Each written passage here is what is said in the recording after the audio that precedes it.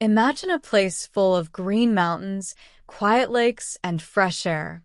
Now imagine that this peaceful place has seen war, pain, and fear for over 75 years. This place is called Kashmir.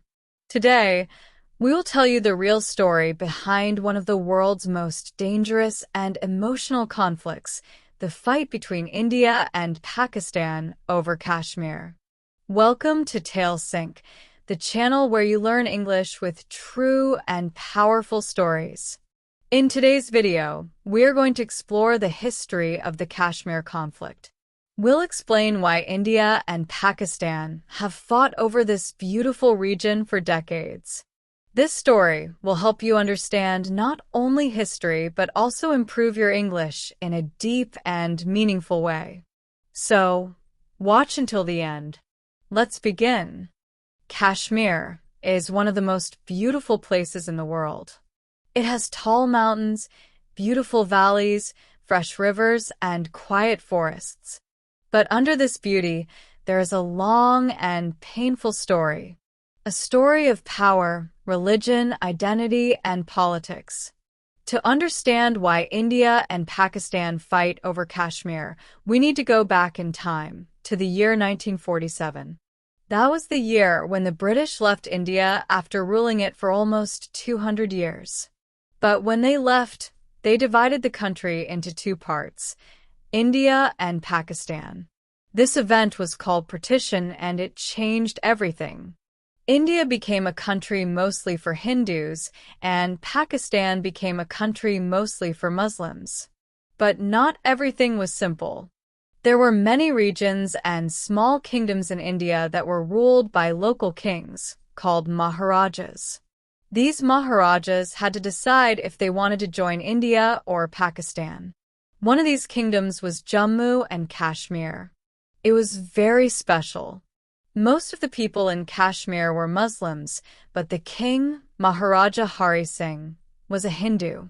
This created a difficult situation. The people wanted to join Pakistan, but the king was not sure. He didn't want to join India or Pakistan. He wanted to stay independent.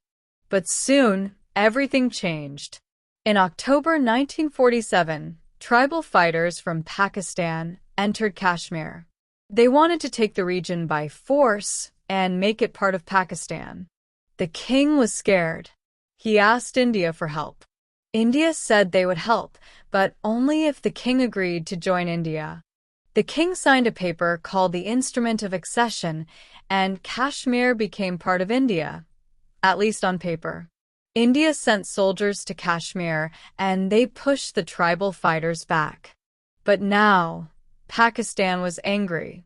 It said Kashmir should belong to them. This led to the first war between India and Pakistan in 1947. The United Nations tried to stop the war. They said, "Let the people of Kashmir decide." This idea is called a plebiscite, a vote by the people. But that vote never happened. Why? Because India said the people could not vote until Pakistan removed all its soldiers from the area. Pakistan refused. The war ended in 1949 with a ceasefire, but Kashmir was now divided into two parts, one part controlled by India and one part controlled by Pakistan. But the story didn't end there. In 1965, India and Pakistan fought another war over Kashmir. Again, thousands of soldiers died. Again, the two countries made peace after international pressure. But the problem was never fully solved. Both sides still claimed all of Kashmir. In 1971, another war happened, but this one was mostly about East Pakistan, which later became Bangladesh. Still, Kashmir remained a major issue between the two countries. They signed a peace agreement called the Simla Agreement. It said that both sides would solve the Kashmir issue peacefully. But peace was still far away. In 1999, India and Pakistan fought again, this time in a place called Kargil. Pakistani soldiers crossed into Indian-controlled Kashmir and took control of high mountain areas. India pushed them back in a tough and dangerous war. The world watched in fear because both India and Pakistan now had nuclear weapons. If things got worse, the whole region could be destroyed. So, why is Kashmir so important? There are many reasons. First, the location. Kashmir shares borders with India, Pakistan, and China. It is a very strategic area for the military. Second, the rivers. Many of the rivers that flow into Pakistan come from Kashmir. Water is life, and controlling water is a big issue. Third, identity. For India, Kashmir shows that a Muslim-majority region can still be part of a secular country.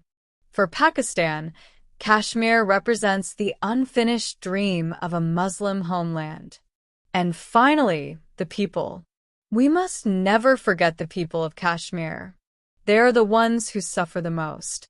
They have seen soldiers on every corner, curfews, violence, fear, and sometimes even war. Many people in Kashmir want peace. Some want freedom from both India and Pakistan. Some want to join Pakistan. Others want to stay with India. But their voices are often lost in the noise of politics and power. In 2019, the Indian government made a big change. They removed a special law called Article 370. This law gave Jammu and Kashmir some freedom to make their own rules. With this law gone, the region became more directly controlled by the Indian government. Some people supported this move. They said it would bring development and peace. Others were angry. They said it would destroy Kashmir's identity. Pakistan strongly opposed this change. They said India had broken international agreements. Protests happened in many places. The situation became even more tense. India said it was their internal matter. Pakistan said it was an international issue. Once again, the people of Kashmir were caught in the middle. Today, Kashmir is still one of the most heavily militarized regions in the world. There are thousands of soldiers, internet blackouts, lockdowns, protests, and fear. Many people in Kashmir feel like they are not heard. Many young people grow up in pain and confusion. Some even join violent groups. This only makes things worse. But there is still hope. Many young Kashmiris want peace. They want education, jobs, and a normal life. Many Indians and Pakistanis also want peace. They believe that both countries can live like neighbors, not enemies. Some people work to build trust and understanding. Artists, writers, teachers, they try to share the human side of the story, not just the politics. Because behind every headline, there is a human story. A mother who lost her son. A child who can't sleep because of gunfire. A young person who dreams of studying, not fighting. This is not just a political issue. It is a human one. So, what can we learn from the Kashmir conflict? We learn that history is not simple. We learn that borders are not just lines on a map. They are deep wounds in the hearts of people. We learn that power and pride can hurt millions. But we also learn that peace is possible if we choose to listen, to understand, and to care. Thank you for learning with us today. At Tales Sync, we believe that stories can teach not just English, but also truth, empathy, and hope. If this story touched you, please like this video, subscribe to Tales Sync, and share it with someone who wants to learn English with real history. And now we ask you, what do you think is the best way to bring peace to Kashmir? Let us know in the comments. Your voice matters. Until then, keep learning, keep growing, and we'll see you in the next video. Take care and stay peaceful.